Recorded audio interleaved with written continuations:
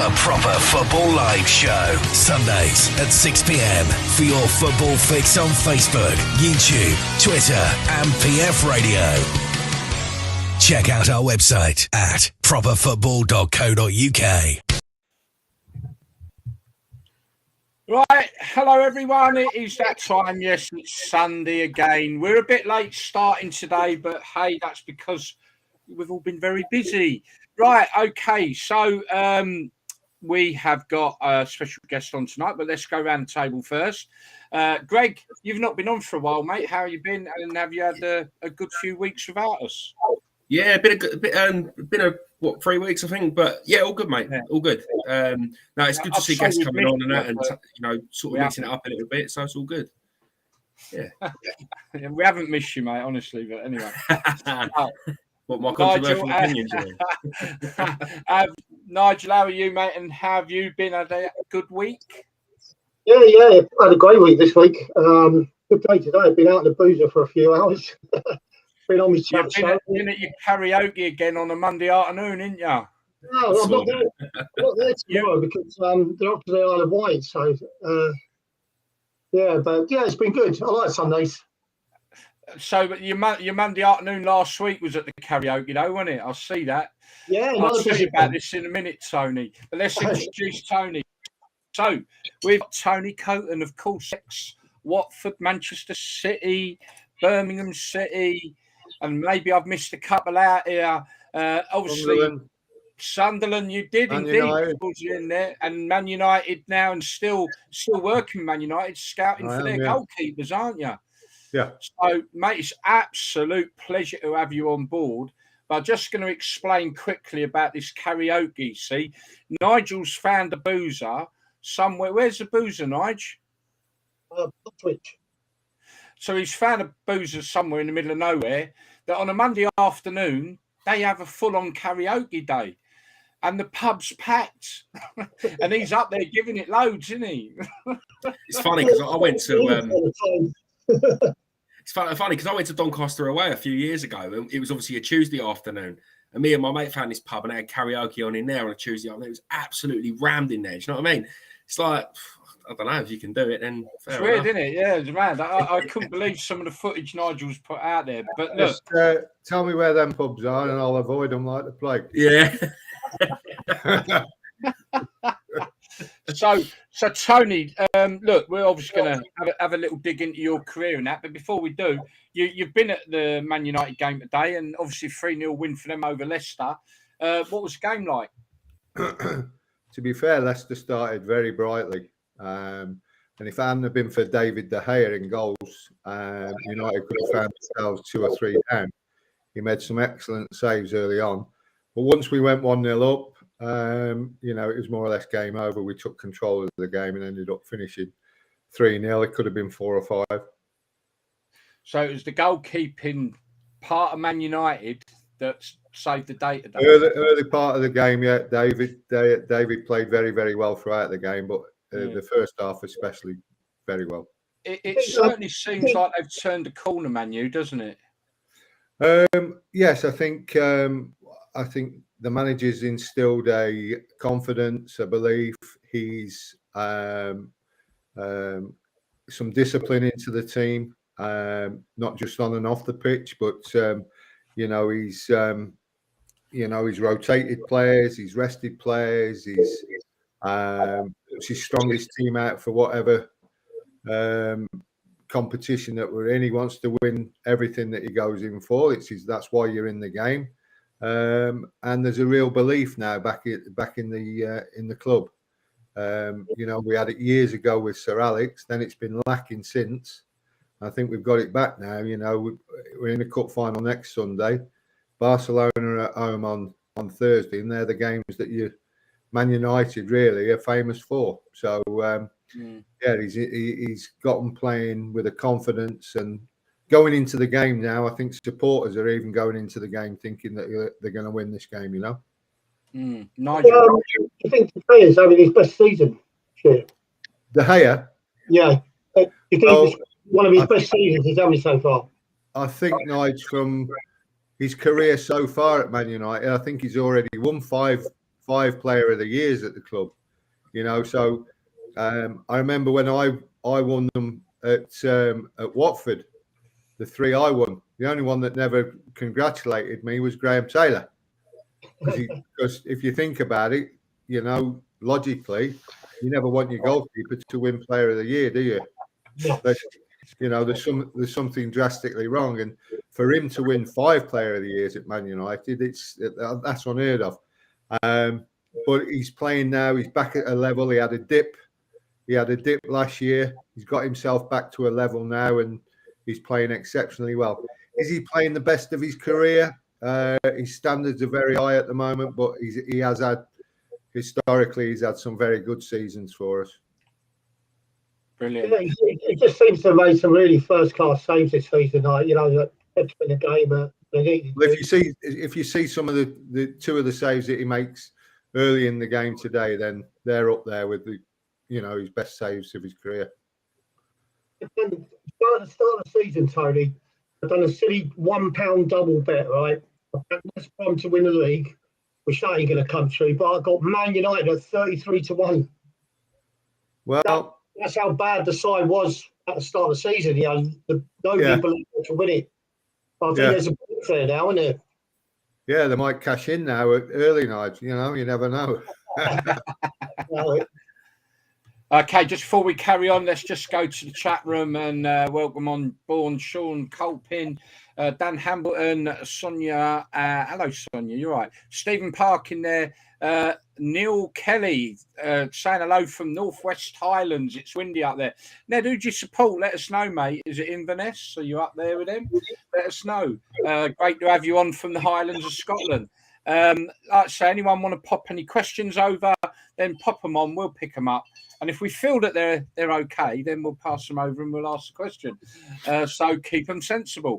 But yeah, join on by having a chat with us, asking any questions you want to of any of the lads on here. Greg, not that you're going to get many, I guess, but hey ho. Yeah. Sorry, mate. Tony and Nigel, you know, just pop them on, whether you're on Facebook, YouTube, whatever it is, we will pick them up. Right, okay. So, cracking on. Tony, we were speaking a little bit earlier, and I was explaining to you that we like to sort of push the non-league scene and lower league scene on the show. You started your career, although it's not ready, you started your career non-league, didn't you? Yeah, and I was I played for, I'm from Tamworth in Staffordshire, and Tamworth at the time were in the non-league, Southern League, I think it was. Yeah. And I think I was 15 and a half, and they had an injury to the first team goalkeeper called Terry Satchwell, and nobody else. And I ended up playing away at Corby Town in the Southern League at 15 and a half. So that was my non-league debut. And then I joined a team called Milo Rovers in Tamworth, who have, let me think who else played for Milo Rovers. Kevin Francis, the big 6'7" centre forward. I think he played Derby, Stoke. I don't know whether it was Derby with you, Nigel, was he? Kevin Francis? I was actually there when he made his appearance in the reserves for the first time. Couldn't believe the size of the guy. Yeah. So he played for Milo. A coach, a respected coach called Keith Downing. He was at Milo Rovers. A lad called Paul Smith, who went to Birmingham with me. He was there, and we had it was just like a village non-league team, but it produced a few players that went into league football. Someone's just put up there, is Matt Coton any relation? Good goalkeeper, played for us at Colville Town. No, not that I know of. There you go, no relation, but he's a good goalkeeper, so I've got something in common. Thanks for that, Sean. But yeah, so yeah, the common is there. They're great goalkeepers, right? Okay. So, Greg, anything you'd like to ask Tony? Not at the moment. I'll wait till we get onto sort of like the Watford days and stuff like that, to be fair. Carry on, mate. Yeah. Who's your team, Greg? Watford, mate. Yeah. Okay. No problem. Yeah, we had to have him on this week, or he's going to go and cry in the corner, Tony. You know. You know where I am tomorrow. You know where I am tomorrow.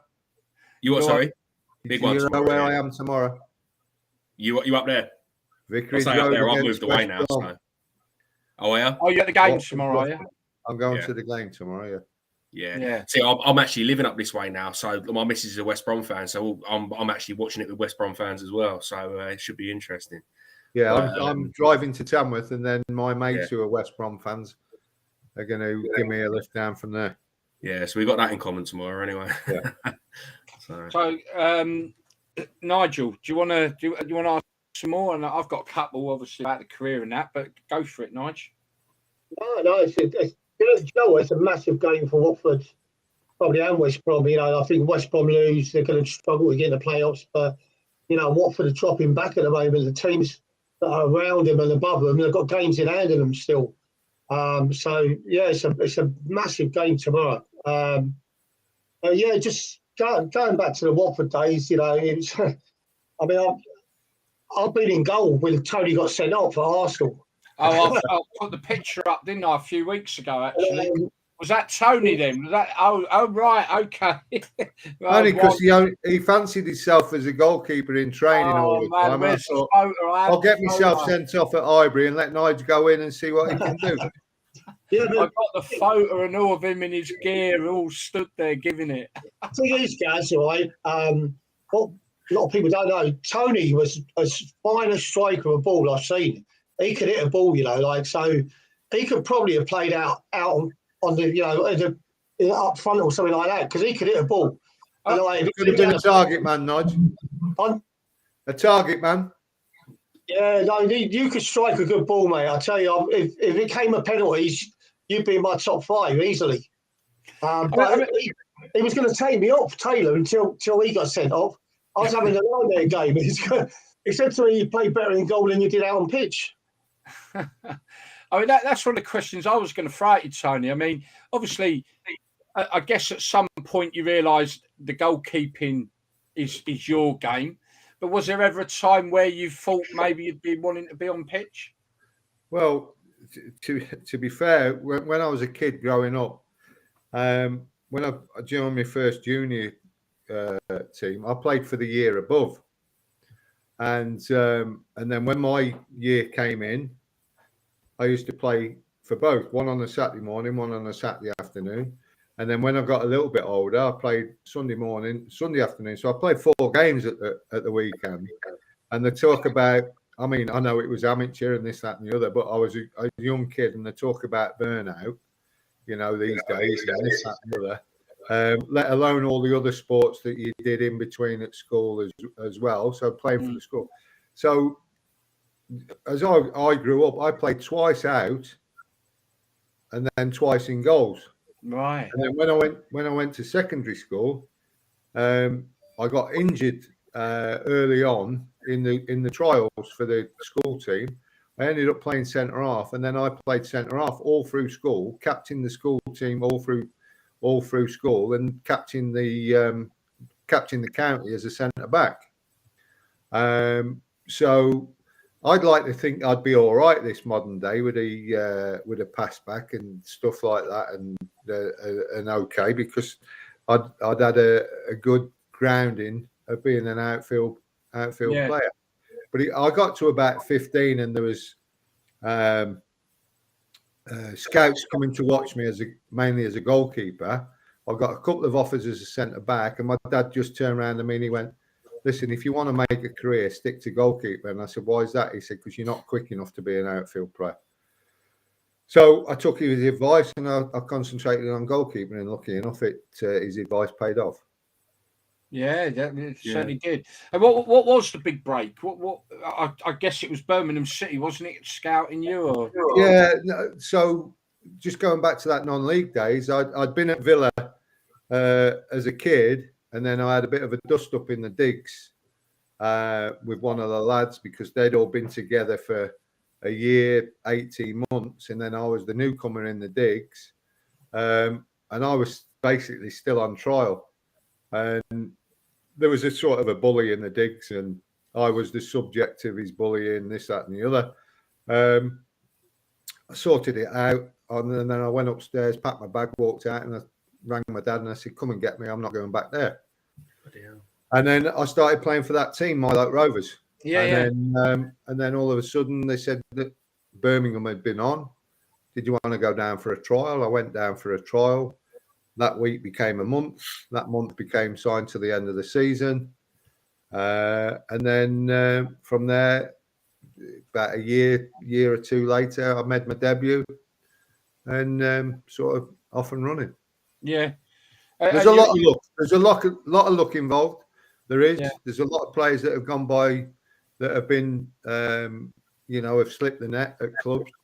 That particular day that particular scout's there, have an off day, this, that, and the other.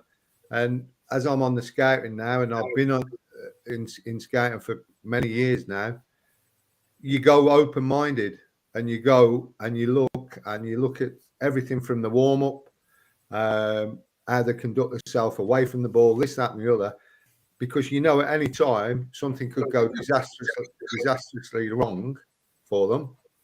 But you have to look at the bigger picture and say, right, well, that's a mistake. Everybody makes a mistake.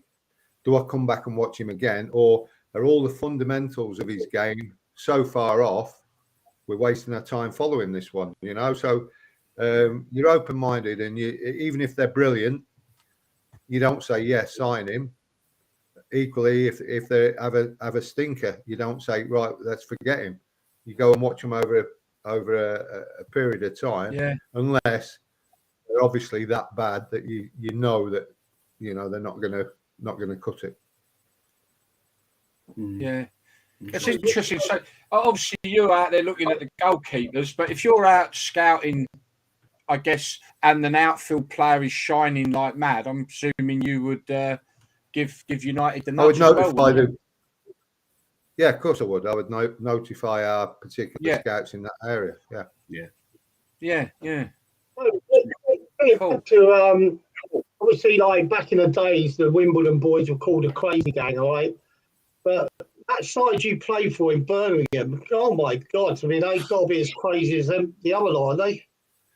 No, I mean we all went to the library after training and read books and studied and.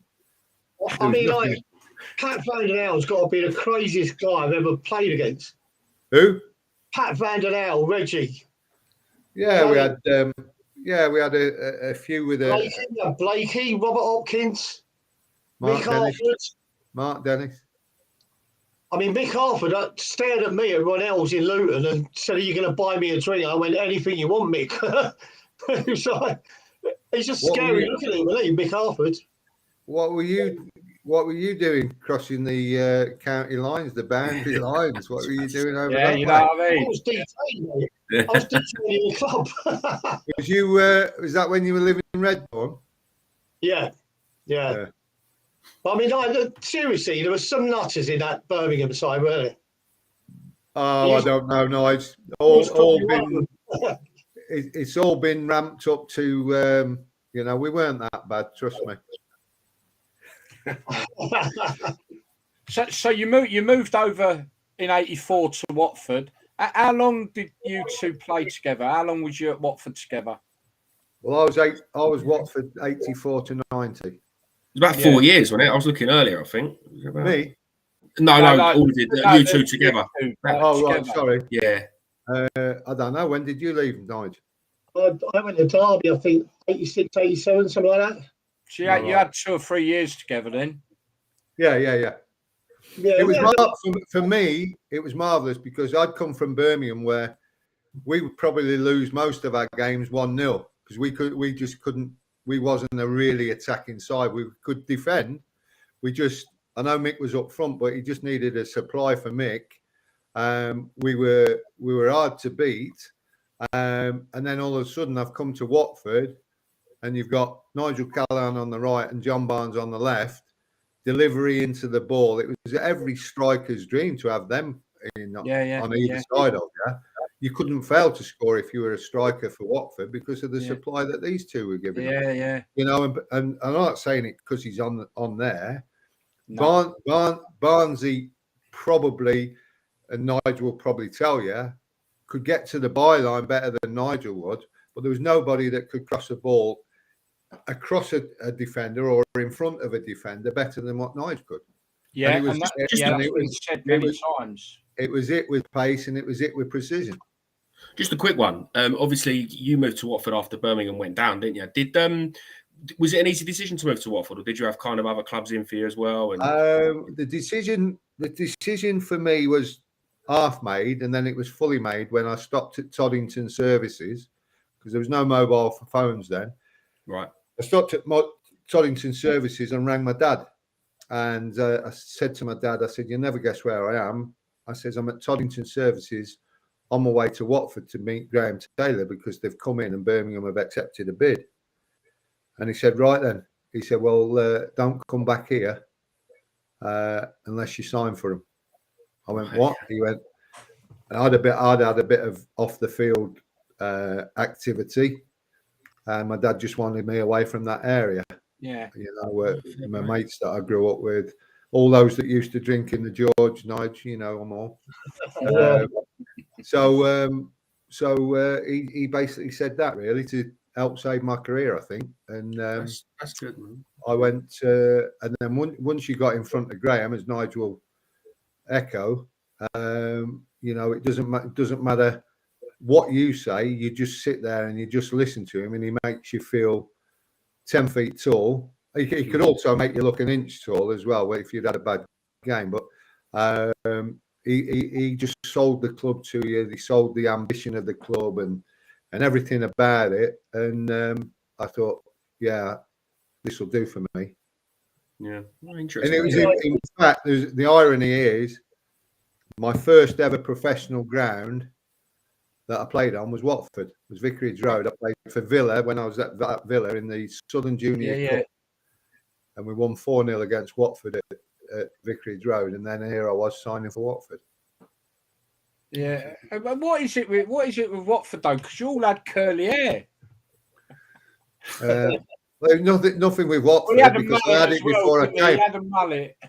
I had it before I come, so it's nothing to do with Watford, was it? You got to blame Kevin Keegan and Terry McDermott and Graham Souness for all that. They were the leaders in that. I had a perm, all right, guys. I got a perm because of the Kevin Keegan thing. It was a Kevin Keegan thing then. It was all right until I got a wasp stuck in my hair and it stung the fuck out of my head.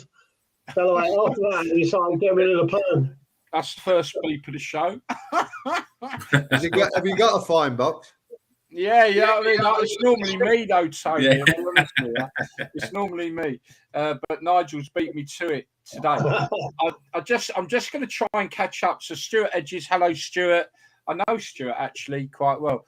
I know that name. Stuart Edges, yeah, he's a Watford supporter. Been around. He's the fella that proposed. I think you two would have been at the club. I can't remember. Stuart, you may be enlightened us. He proposed to his missus on the pitch before one of the games back in the 80s. When she said no. She said he's still with her now. Did she say no? I'm waiting for Nigel Callaghan. You're waiting for Nigel in his yellow TR7.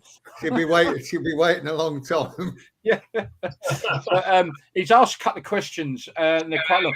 So the first one was, and I'm just trying to understand it a little bit.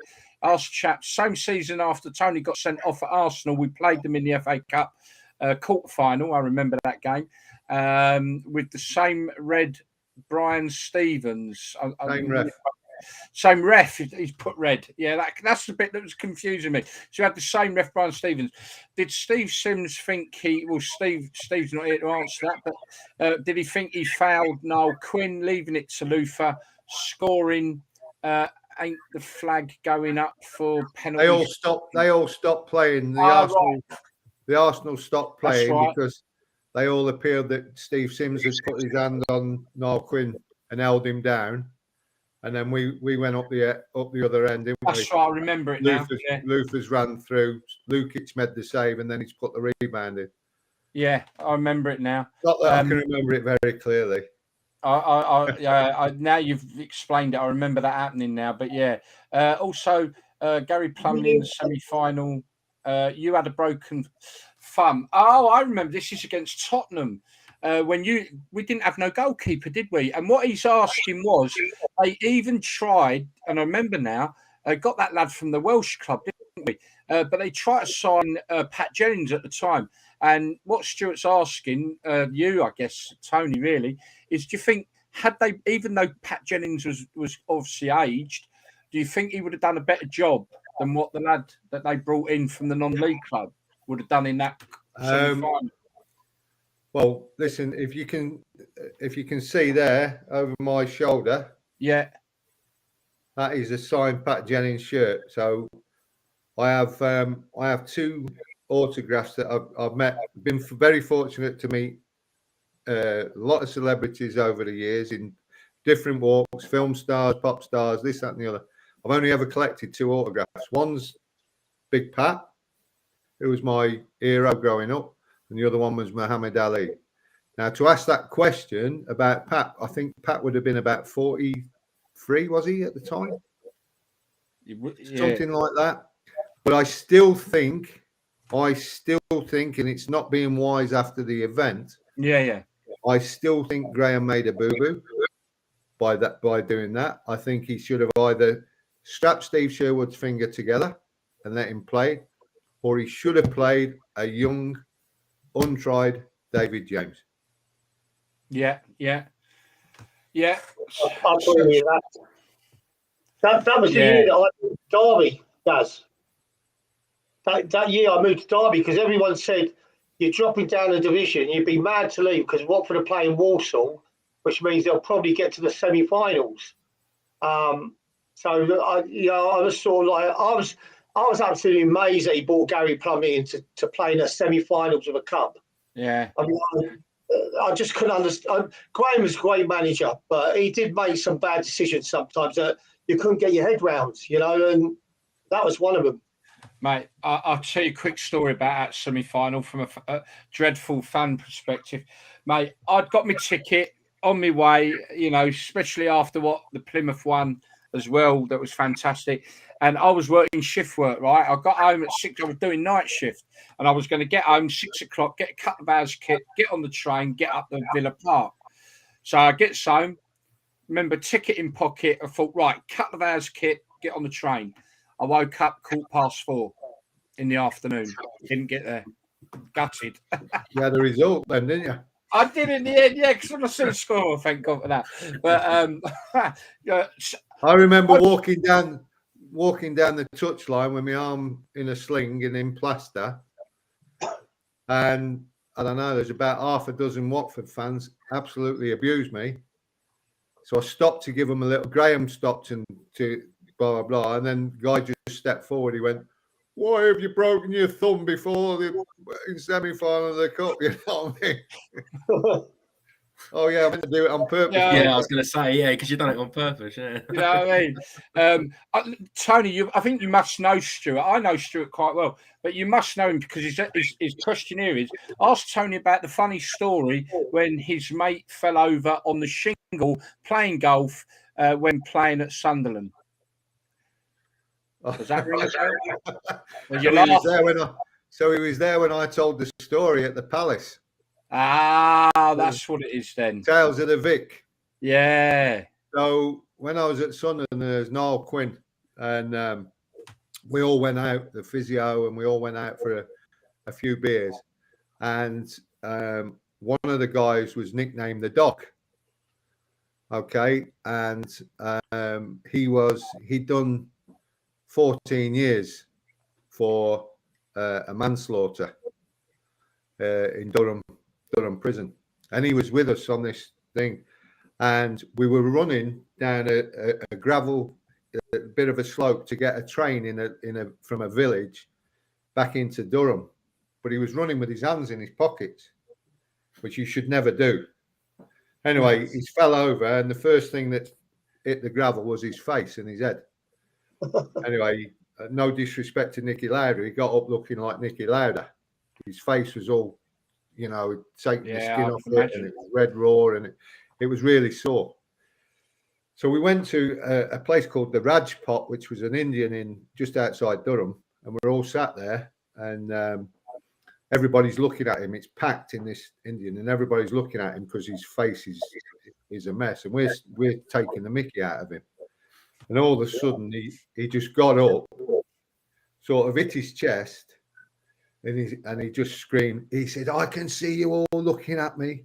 He says, "Well, I am the doc, yes, and you all know me from round here, and I did do 14 years, yes." He says, "And I'm telling you now, I won't be responsible for my actions if anybody takes the piss out of me again." And the place went silent, and he went to sit down, and Noel Quinn pulled his chair away, and he went arse over tit on the floor. Got up, and he went, "Quinny, if it hadn't have been for you," he said, "I'm off," and just ran out the door. So that's the story that he's on about, because I told it at the Tales of the Victim. I've got another one coming through from the chat line from Kim O'Neiman. He met Tony in 1987 when they were with on a ferry from Sweden to Finland. Nice lads offering me a free bus and access to then pre-season versus Jaro. Finished 5-0. Tony was frustrated before the game. Don't know why he tilted, but season ended in relegation. Okay. Don't know what that is, actually. I'm confused.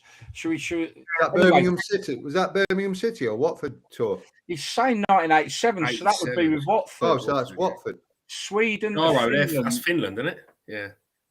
Was that Dave Bassett era? Bassett was 89, wasn't he? When did we go? Or was it 87? Yeah, no, yeah.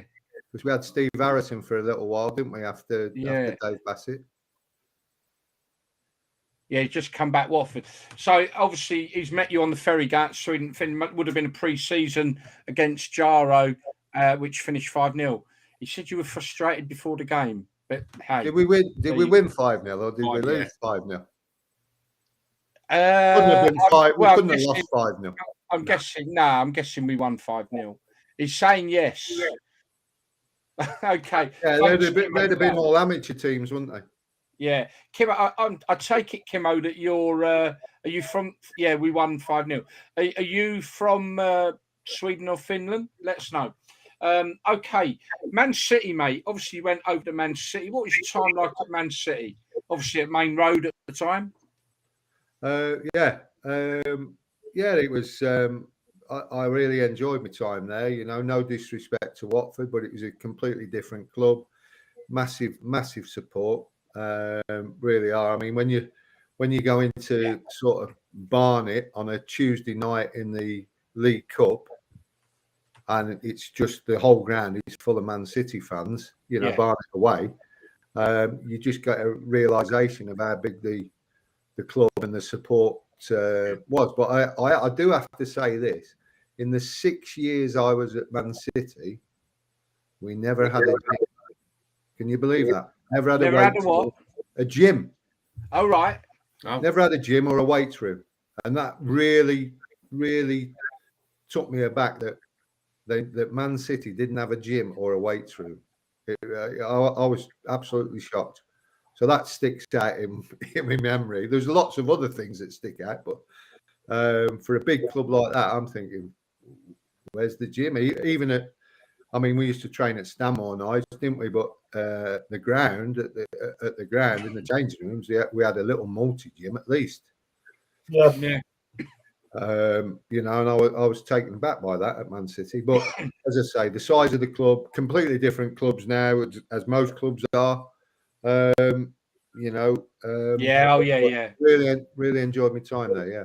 Do you especially playing at Main Road as well? I bet, wouldn't it? Yeah, Main Road was brilliant. I went up there a few times. Yeah, four different stands. Fantastic ground. I loved Main Road. I used to support City when I was younger. My favourite goalie at the time was Joe Corrigan. Yeah, Big Joe. And I remember playing at Main Road, and he was in goal, and me and him went for the ball, and I've clashed with him, and I think he went off with his shoulder injury. I'm not sure whether that ended his career, but I was gutted. You know, he was. I remember that side: Dennis Stewart, the Franny Lees, all them lot. Yeah. I loved Joe Corrigan as a goalkeeper. I was so gutted, but we collided, and And I think that he was sort of coming to the end of his career at the time. So I'm not sure whether he made it back from that. But, no, I think he carried on a little bit, Nigel, if my memory serves me right, because I think he went to Brighton, finished his career playing at Brighton. I think I may stand corrected by somebody that's listening in, but I think I played against him for Birmingham when he went to Brighton. Who was the goalkeeper that you sort of looked up to at the time? Pat Jennings. Pat Jennings, yeah, quality. Yeah, Pat Jennings, yeah. And he started his career at Watford, didn't he? He did, yeah. Don't know what he played. Did he end up playing about 45 career games at Watford, and then the majority at Tottenham and Arsenal? I think did he have a little stint at Everton on loan as a stand-in as well? Legend, man's a legend. Yeah.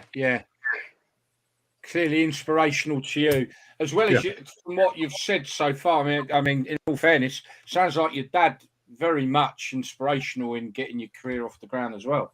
Yeah. Good advice. I'm glad I listened to. Yeah, definitely give you some great advice. He joined a group of lads because a lot of us weren't married, were we? We're all sort of single lads, but there was a real strong bond at Watford. You know, like the team played for each other, and if there was an injury, the lad that came in to take the place, he knew what his job was, and we was one big unit. And I think that was testimony to Graham that he, even in the training sessions. I mean, you'll agree, Nigel. I mean, Graham could talk for. I was going to say for England, but he could talk for the rest of the world, couldn't he? I mean, it doesn't matter what the weather was doing.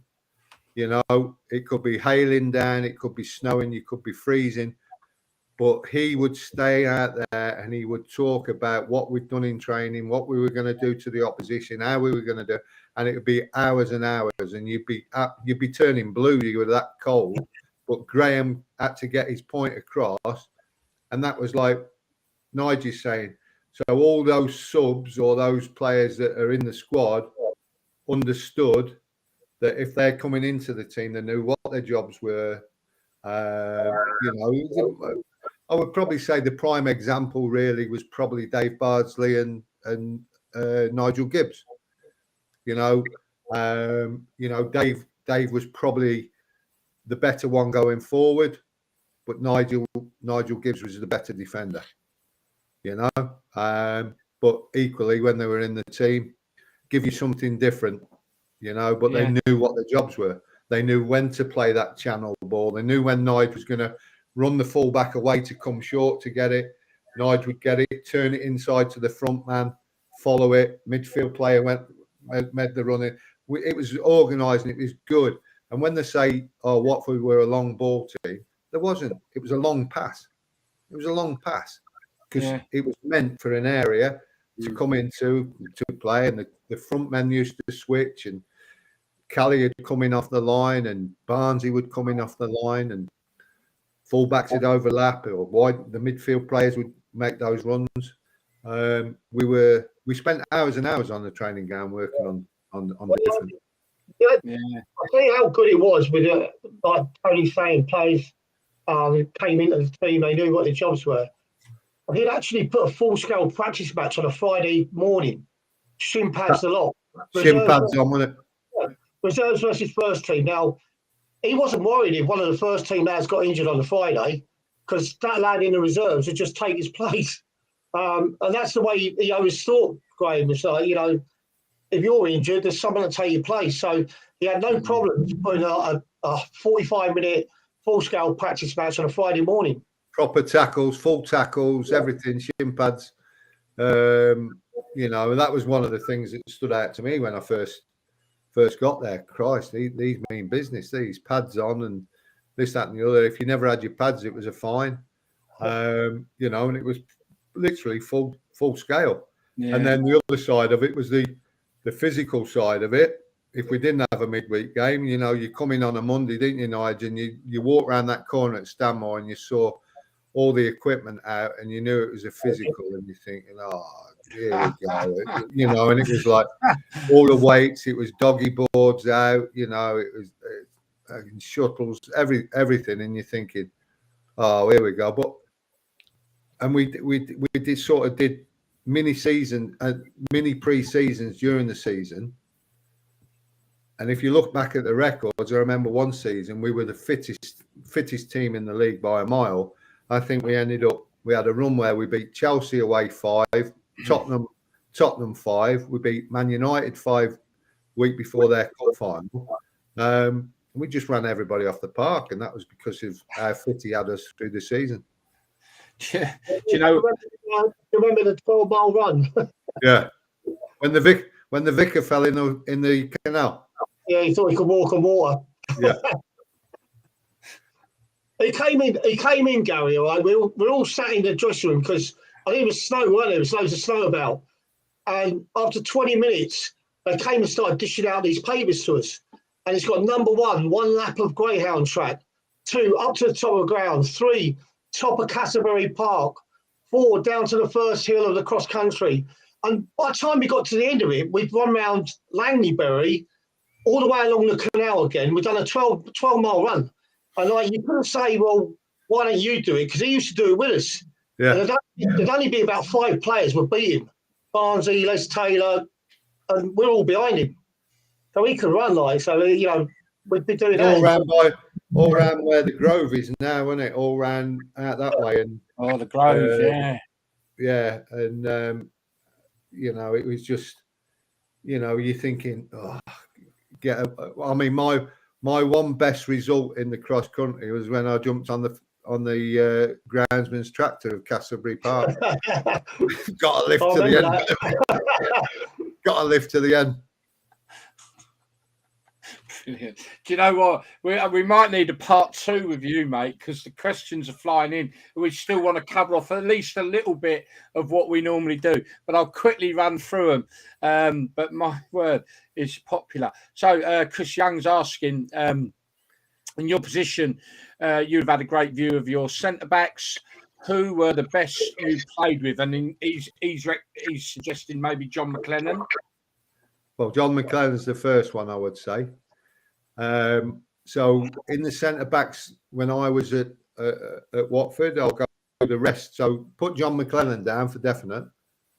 Okay, and then the others that would be alongside him. So you've got the ones that I played with was Paul Franklin, Steve Terry, Richard Jobson. Then you got Steve Sims, Paul Miller, Glenn Roeder. All gave you something different, but I won't expect any of them, and they're all much of a much. But I did like the pairing enough of John McClelland and Steve Sims. Right, cool, brilliant. Listen, people, I'll have a chat with Tony. Maybe he'll come on again if he's enjoyed the show, because I am going to have to switch over and do some of our normal stuff. And clearly lots and lots of questions coming in. So I'll have a chat with Tony, and maybe we'll talk him into coming back. I don't know. We'll see if he's enjoyed it or not first. But listen, I'm going to change it up a little bit and get back into our normal swing. So I just want to start off with this chat. I think we have to do this. Dreadful news about this young man here. Obviously, Christian Atsu, Newcastle United, and a few other, Everton, I believe, as well, obviously died in the earthquake in Turkey. Unfortunately, dug out from his home 2 weeks after. So our thoughts and everything with his family and friends. So, yeah, absolutely dreadful news there. Yeah. Okay. Yeah. Sorry. No, I'd say echo that, mate. You know what I mean? It puts everything into perspective, really, doesn't it? It's sad, but you know, him along with 45,000 others, sad situation. Yeah, we've only picked out that one person because we're a football show. Yeah. And obviously he plied the trade in our country. Yeah. Ghanaian international. May you rest in peace. Okay, so what I want to quickly do is we started it last week. Each week now we are going to be highlighting 5 goals in a montage we'll highlight it on this show, and then from tomorrow it will go out as a proper video on all our channels. It's all either grassroots or non-league generally. We did show a Werder Bremen goal and got absolutely annihilated over copyright because the Bundesliga weren't happy that we showed that goal. How mad is that? So we've had to sort of like curb what we're doing. So here's this week's selection. Hope you enjoy it, people.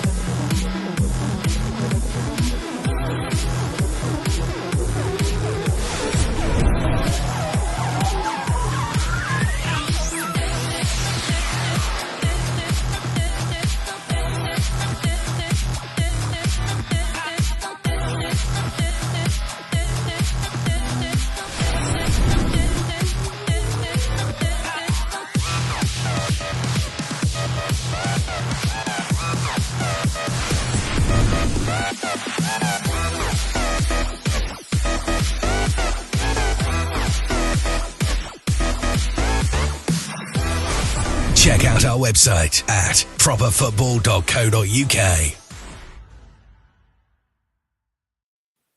Oh, do I have to take it off? There you go. Right. Okay. Some cracking goals there, weren't there? Mate, you might want to give your scouts a nudge. That young and at the beginning. Oh. They remind me of Neymar. Yeah, you know what I mean? But obviously, people, you must appreciate the footage that we are able to get is not going to be of HD or Sky TV quality.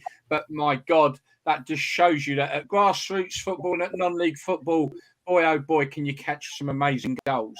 And you can see that on our platforms from tomorrow as a proper video. And we'll bring you 5 more next week. So that's the goals. Gary, that first goal, the young lad, all right, he's probably already been scouted, mate. Oh, mate, what a goal. Tony will tell you the scouting network's unbelievable now, and he's probably already got somebody on his back to sign up with him. Scouts are picking them up now, still in the nappies. Yeah, it's mad, isn't it? As well. I mean, what? Just going back to the goalkeeping side of things, Tony. I mean, is the future bright with young English talent coming up between the sticks? Yeah, there's some coming through. We've got a couple at our club, and you know, I if you remember Tony Parks, who played for Tottenham and West Ham. Tony's he runs the scouting for our academy goalkeepers, and we speak on a daily basis, and he tells me what he's seen and what we've signed from his recommendations, and I think it's like anything, it goes in cycles, especially with the English keepers. You know, you'll get a group that will come through, and what you get is a really good group of around the same age, which you don't really want. Yeah, you know what I mean. What you I'm talking from an FA or an England point of view. What you want is you want them spread out over the years. You know what I mean. And so it goes in cycles. You get a good group, you get a bad group, crop or whatever, and it's the same as we're just going to introduce something now at Man United. Where we'll all be involved, all the goalkeeping departments, the scouts and the coaches from the first team level, where we're going to invite all goalkeepers from, we'll do it in different blocks of age groups, maybe 8 to 11s, 11s to 14s, 14s to, and of all your local talent, all the stuff that's under your nose. You know, that for a club like Man United, Man City and things like that, you shouldn't miss them. But somewhere in there, there'll be a goalkeeper of the future. So we're just implementing that at the moment. So that's what we're going to do, you know, to give everybody a chance. It's a good idea as well, focusing on the local area as well. Because, like, you know, a club of Man United size, you know, the fan off the street will probably think, oh, they probably go abroad and South America, and they see all these foreign players coming into the club. But the fact that United have put that as a proposal to focus on the local communities now is really good. Well, the biggest thing, Greg, there is listen, it's a competitive business. If Man City go and sign a kid from Ashton-under-Lyne or Hyde or somewhere in a suburb of Manchester, and they go and sign him, we don't know about him, then fingers are going to get pointed and questions are going to be asked. So we have to make sure, we haven't got as many goalkeeping specific scouts as what Man City have. So we're working doubly hard, and we're trying to educate our outfield scouts on what to look for. And like I said right at the beginning of the program, don't write somebody off too soon. No, and I tell you what, in this country as well, you've got, so obviously we all know like the different steps of football. Obviously, you drop down into the southern leagues, and then you get the local leagues and all that. Some of the talent is superb. Nigel, tell you, there's a common phrase in football: you can have a slow burner. He's just not progressing at the speed that you want, but he's got something. And then all of a sudden, out of nowhere, everything drops into place. And then you know what? You could probably put Jamie Vardy in that category. He broke through late, didn't he? You know what I mean? So there's a lot of them that sort of, when you're 13, 14, they're being said that this guy's a certainty, this boy's a certainty, he'll get the apprenticeship. When they get to 15, and between 15 and 16, something changes. And like you say, the slow burners catch up a little bit, and all of a sudden they're on the same level again, And I don't think there's no certainties, Nigel, at schoolboy level. There's outstanding prospects, there is, but there's no certainties. They go through growth spurts, all the coordination goes, everything goes. And even life choices as well, though, isn't it? You know what I mean? They have the best, see it all the time. Players that have the talent and it's there on a plate for them, and they choose the wrong life choices and blow it. The biggest thing I find, Greg, is you're either an advocate of the academy system, or you sort of have to deal with it because of where I'm at. I'm very much old school. Very much old school. I don't think you should be signing to an academy an 8 or a 9-year-old, releasing him at 13 after 4 or 5 years, and the kid's absolutely demoralised. The parents are demoralised. Yeah. And it's that you need a really, really well-balanced parenting to not let that kid get carried away early doors, because when he gets rejected, which the majority do, I think it's 0.1% that actually make it from all the kids that are signed into academies. Yeah. So the margin is that small that kid gets disillusioned with football. And I know it. I've spoke to families where the kid's not interested in playing football anymore, and he's lost to the game because he couldn't handle the rejection, because at 8 and 9, he's at a big club and he's training, and all of a sudden, and then like Knight said, it might be your slow burner passes him, he starts playing regular, this, that, and the other, but that kid can't handle the rejection. Thing is, I would fully expect that from a kid who's in his early teens, because they're young and obviously their mind's all over the place. Whereas like I know a lad who was sort of 15, 16, and he didn't make it through an academy, and even he was demoralised and dejected, and he had a chance to go to another football league club and didn't, and now he's doing a completely different job, and it's nothing to do with football. So even 3 or 4 or 5 years older than that, they can still not recover from being released or rejected or whatever you want to call it. But yeah, you see the Crystal Palace program. Did you see that on Sky? I haven't seen that. No. Have you not seen it? And it follows the journey that these young lads are on, and the families, and then they get. Yeah. Have you seen it, Gary? Yeah.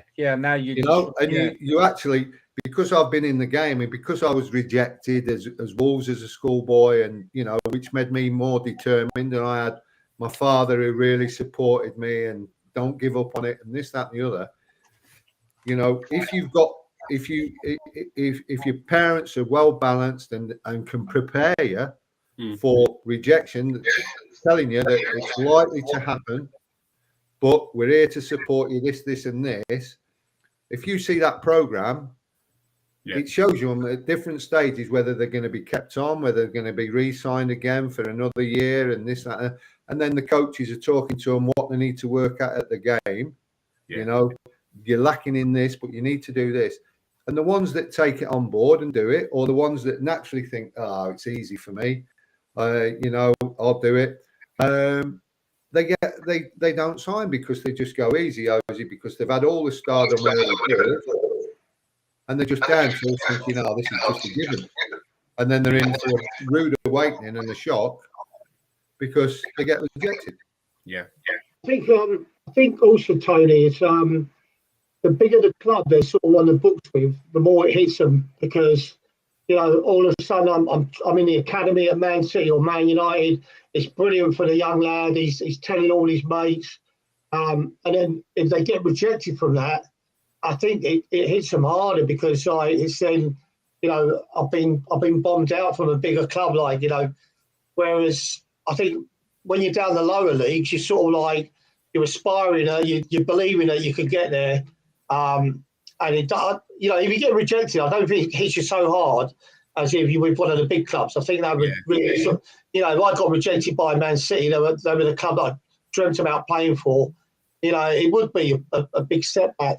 Again, that Palace thing on the TV, I mean, that doesn't really help. When the kid's been on TV for this show and he gets let go, everybody in the world's seen that. You know, not just his mates from where he lives. That's been seen by everyone. So that, you know, that's got to hurt him as well. But it's just about the strength. Like you said, you got rejected. I did as well. They phoned me up and told me they weren't going to sign me as an apprentice. And they said that I'd probably only get a few games in reserve that first year that I was an apprentice.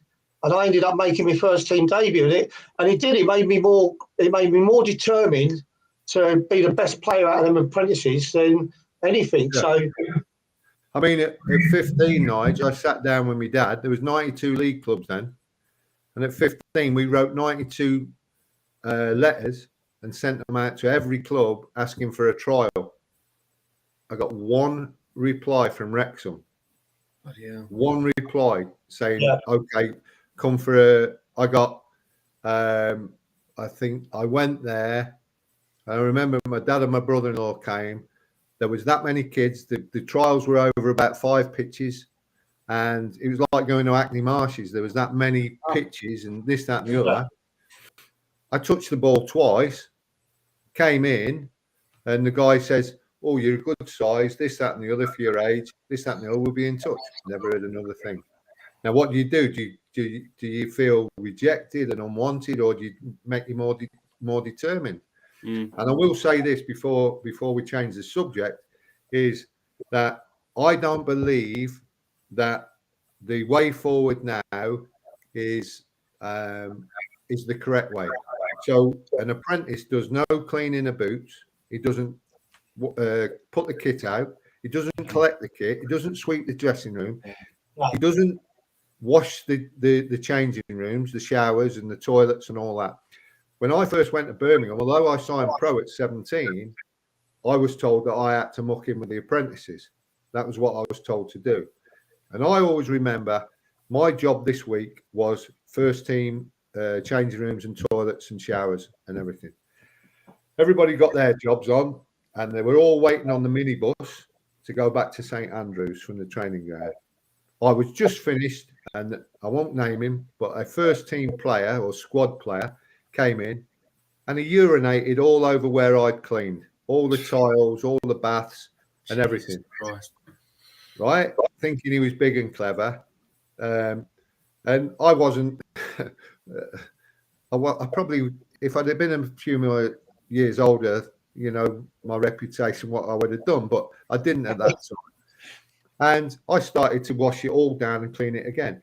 One of the main apprentices comes in. He said, TC, we're all on the minibus waiting. I said, I've just told him what he'd done. Next minute, there's half a dozen of the lads off the minibus, all cleaning, helping me clean down everything, washing everything down. Our team spirit in that youth team was already built before you'd even crossed the white line. That's interesting, you know, so you've got your team spirit there. So now, listen, it's the way. You can't change it. But now these apprentices are picked up in a minibus. They're taken into the training ground where they get a lovely breakfast from a chef. You know, this, that, and the other. They go in, they do the pre-activation work in the gym, and they do this. They might go and see the psychologist. They might have some classroom stuff to do. This, that, and then they go out and do the training, top coaches. Yeah, great. Then they come in, take the boots off. Somebody else collects them, cleans them, and then they might have might train again in the afternoon. I don't know. And then they get a nice lunch, bus, you know, put in a minibus and take them back to these luxury digs. You know. Yeah. Whereas I think you've got to instill that team spirit and that work ethic into young lads. I really think. Camaraderie. That brings together. Yeah, really good point. Really good point. So we are running rapidly out of time. So quick couple of things, not overly loads, but there's been quite a bit of a funny managerial situation going on this week. Obviously, Jesse Marsh sacked by Leeds, then was going to Southampton. And then wasn't. So that was all a bit up in the end. And Southampton go and get a great result. But the funny one, and I had to check with Greg, this was true, is Nathan Jones. Now, I don't think there's been another character in football like since Barry Fry. This guy is absolute character. Love him or hate him, I've got to show you this. So he was sacked by Southampton in the week, and then he goes and makes his club debut playing. There he is. It's serious. I had to check with Greg. I didn't know it was a wind-up. But Dorset side, Cranbourne, he made his debut. He assisted in the first goal and then went off injured. Nathan Jones. There you go. I think the thing with Nathan Jones is as well, like, you know, because he has managed in the Premier League now, and he was kind of, you know, media attention, not just in this country, but around the world as well with Southampton. You know how much the Premier League's given airtime. A lot of people that probably didn't watch the EFL and didn't watch Luton didn't really realise what he was. Whereas I think with us being Watford fans and people that watch the EFL and the lower leagues, they wouldn't be shocked. You know, we've seen this side of Nathan Jones for many years. You know, we've seen that character and what he is. He's very Marmite. You know, I'm sure Luton fans love him to bits, or some do, some don't, whatever. But Premier League, I think fans are just taken aback by him and his honesty, and obviously his press conferences and all that sort of side of it. So, yeah, you know. But do you know what? One thing I will say, mate, is playing. Yeah. And one thing I will say to him, mate, is credit to him. You know, he's not sitting at home resting on his laurels. He's getting out and playing football on a Saturday. I'm afraid the Marmite side, I can't stand the fella, but there we are. What do you think of that, guys? He's managing Premier League club on the Wednesday, and on the Tuesday making his debut in the Dorset League for Cranbrook. Do you know what, though, Gal? Do you know what, though, Gal? Right? If he's going to Cranbrook and he's, or whatever they're called, and he's going to play football for them, and they've got some young kids or whatever, you know, he's probably the sort of character that he might be filling them kids with a bit of confidence. He might be giving them advice and this, that, and the other. So in that respect, good luck to him.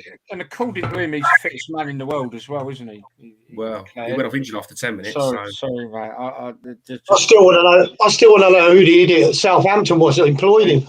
True. He should never have been in the Premier League, but you know, he's the worst manager ever at Stoke, didn't he? The Stoke fans say he's the worst manager they've ever had. Yeah, so he goes back to Luton, and then some clever clogs at Southampton decides that he's the saviour. Yeah. But anyway, there you go. Premier League manager 2 days later playing in the Dorset League. Have you ever heard of that before? No. So yeah, he is a character, probably mad character. But did you ever come across him at all, Tony? I'm not saying nothing because I know Nathan very well. Oh, cool. I decline to comment, to be honest. Okay, no, that's fair enough. But yeah, I mean, wow. I mean, like I say, Barry Fry was probably the last one to bring that level of character into football, and for that you've got to love him a bit. You know what I mean? I stick by it. I know a lot of Watford fans not standing, but I honestly, mate, I do think he means well. I just think maybe his media training isn't up to scratch or whatever, you know. And I think maybe things got a bit on top of him, and he was a bit too honest. But I fully expect to see him managing again. That's for sure. I think it's amazing though that he's playing football in the Dorset. I just couldn't believe it. I mean, the thing is, though, in this day and age, guys, I mean, like I said, he could be a good manager. I don't really know him that well, but he hasn't had a good time. But you don't get time these days as a manager, do you? You get 12 games and then if you ain't done it, you're out again. So sometimes it can come down to a bit of luck, like if you go in your first 5 games, you win, you're off to a flyer. I mean, like Potter's got to be looking. Well, this is the thing. Like you look at Gary O'Neill at Bournemouth. They was talking that he's on his way out, and he's only just signed a contract with Bournemouth, and then he goes and wins at Wolves yesterday. That's probably saved his job. So credit to him and credit to Bournemouth to not sort of pulling the trigger early. And like you say about Graham Potter, like they've signed so many players, but he's got to be given a pre-season. Chelsea have got to be realistic. They've got to let him have a pre-season and start. The business is great. Like I said, they're not football clubs anymore; they're businesses. Just on the Graham Potter thing, I think the owner of Chelsea's come out and made a statement, has he? And he's using the Arsenal model. Of Arteta. It was Arteta was struggled, and everybody wanted Arteta out at Arsenal. Yeah, and then it's his 3rd season where he's got it going. Good. Well, I hope they stick to that. I really do. I think they're looking at that and thinking, you don't get it, Nigel, and you don't get the time, but it's not easy to go. People will disagree me with here because they've spent a lot of money, but I think you need at least 3 transfer windows. I really do. Yeah. I mean, for your own standpoint. He built that side of Brighton. He had that side playing the way he wanted to play, and I don't buy the fact that he doesn't get angry, and I don't buy that fact. No, I don't. Would you say you could go back as far as Sven-Göran Eriksson? Did you ever see him irate or lose his temper? No, it's a really good point. You can go back and you can look at different managers, and I don't get that with the press saying, "Oh, you're not angry" and all that. Nobody knows. Once he gets in that changing room, nobody knows what he's saying. I think you've got to look at the most successful managers that there have been. One, Alex Ferguson, mate. He never lost his temper. No, and also he was given I mean, in terms of given that time. His career at Man United didn't start off all rosy. Even if you look at Klopp, it's taken Klopp a few. All right, I know they're not having a great season this year, but hey, you know what? He took Liverpool from where they were, but it took time. So if you look at the clubs that have stuck with managers, even though they've started slow, the slow burner element again coming in, maybe, or they've got to get that team structure right. Them sides that stuck with some of these top managers, then you're quite right. And maybe there's lessons to be learned. But like you say, the problem, Nigel, is become a business, so therefore they want immediate results. Yeah, this is the problem. It's a great point about Arteta, though. I think that a lot of people forget that he was pretty much hanging on, with his fingertips, and the fans were screaming for him gone and all that. And now look at him, And to be fair, if you're a struggling manager, that's the first thing you're going to say. Well, give me time. Look, give me a window, give me a pre-season, whatever. Yeah. Well, it's like what Tony said, three transfer windows. That's a year and a half. Yeah, almost say 2 years to give that manager a chance to build the club. The thing is as well, if you look at Graham Potter and you look at the way he transformed Brighton and the type of football that they played, and you could see the style when he implemented that style. And it's not so much a transfer window. Obviously, they've done a lot of business at Chelsea, and they probably do need a striker, to be fair. But you give him that pre-season, that solid 5-6 weeks where he can actually, on the training ground, work with the players back to back, not have a game on a Tuesday, not have a game on a Saturday, and just work with them.